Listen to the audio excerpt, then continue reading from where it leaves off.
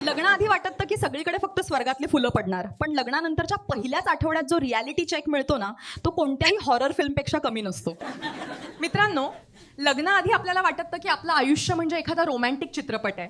मंगलाष्टकं झाली की स्वर्गातून फुलं पडतील आणि आपण आयुष्यभर फक्त फिरणार आणि खाणार असं स्वप्न आपण बघतो. पण लग्नानंतरच्या पहिल्याच आठवड्यात जो रियालिटी चेक मिळतो ना, तो कोणत्याही हॉरर फिल्मपेक्षा कमी नसतो. लग्नाआधी आपण सकाळी 11 वाजता उठायचो तरी आई म्हणायची, उठ रे माझ्या सोन्या, चहा गार झालाय. पण लग्नानंतर सासूबाई सकाळी 6 वाजताच देवघरात घंटा वाजवायला सुरुवात करतात. तो घंटेचा आवाज म्हणजे आपल्यासाठी वेकअप कॉल नसून बॅटलफील्डवर जाण्याचा इशारा असतो. मग आपण डोळे चोळत बाहेर येतो आणि असं नाटक करतो की आपल्याला सकाळी उठण्याची खूप जुनी सवय आहे. सगळ्यात मोठी फजिती होते ती किचनमध्ये.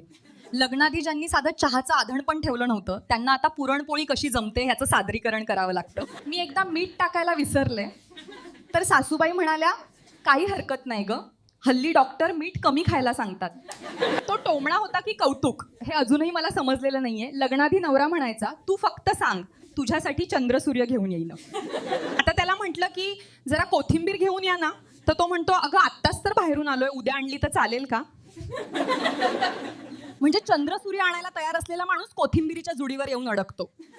आणि रोमॅन्टिक डिनर, आता रोमॅन्टिक डिनर म्हणजे काय माहितीये, दोघं मिळून बसून लाईट बिल आणि घरचं भाडं यावर चर्चा करणं. जेव्हा आपण माहेरी जातो तेव्हा आपण जणू काय एखाद्या देशाचं पंतप्रधान आहोत असं मिरवतो. आई विचारते, काय ग सासरी त्रास तर नाही ना?